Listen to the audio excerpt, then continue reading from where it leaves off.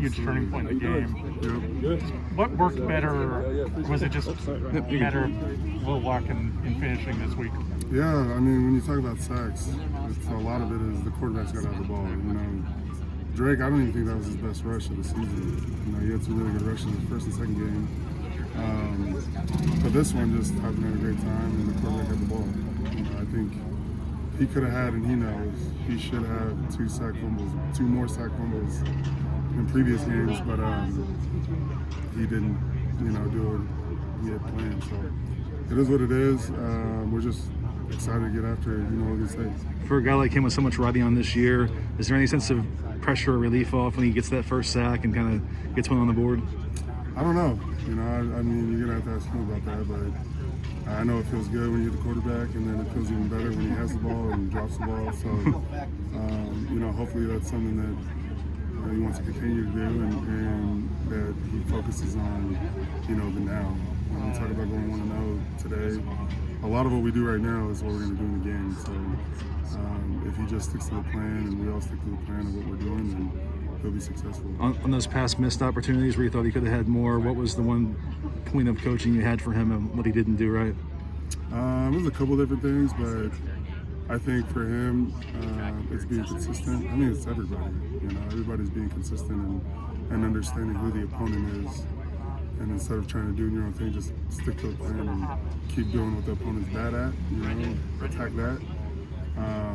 But yeah, he's done a great job. We've had a lot of guys that have done, you know, great in the pass rush game. It's just the quarterback lets the ball go, you know. So, yeah, just affecting the quarterback is what we want to do in the room, and I think we've done that. You talk about Jake's growth, Jake Lichtenstein's growth this season? Yeah, he's become one of the guys that, you know, is a pillar in our room. Someone that we can count on, like him and Thule and Stanley. Those guys, they're there and they play hard and they go as hard as they can go. So he's definitely become that guy in our room.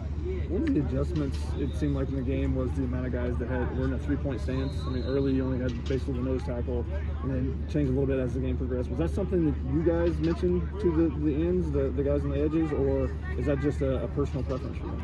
So it was more of how the game went, right? So offense starts scoring a bunch of points, and we know they're going to pass rush, then it's get down and go, you know, and that's kind of how that ended up. But I like our guys to pass rush with whatever stance they're comfortable in. And then whatever they're comfortable in, let's make it the greatest in the world, right? And so I'm never a guy that's you stand up, sit down, whatever. It's get off the ball as fast as you can. What's your favorite thing to do? Well, let's put that into what we do, right? And not limit guys to what they've done their whole life. So a lot of that sometimes comes down to their preference of being in the 2 or 3. Do you kind of give them that freedom to do whichever, rather than saying pick one and you know kind of master that rather than trying to do both? Well, it's been a progression, right? You pick one and get great at that, and then you pick the next one, and then you progress into, well, I'm good in either stance, and I can get into 2 or 3 and be productive. So guys coming out of high school are 3-down guys, love 3-down, so let's get down to 3-point stance, let's master that in training camp, and then let's do 2-point stance and master that, right? So that's kind of what has gone on throughout this past year and a half. Why don't you wear sleeves, sir? What's that? Why don't you wear sleeves? They actually give me these clothes. It's issued to me. Thanks, guys. How was Corey handling not seeing the immediate results, you know, coming in this year? It's the same thing, you know. It's the same thing as with Drake the first 2 weeks and Thule the first 2 weeks. We're winning rushes, and that's all we can do is win the rush and hope the quarterback steals the ball, right? So he's done a lot of good things and a lot of things you got to work on. It's just like everybody else in the room, and he's doing well. Like, he's out here practicing, trying hard. So that's all you can ask. Thank you, Coach.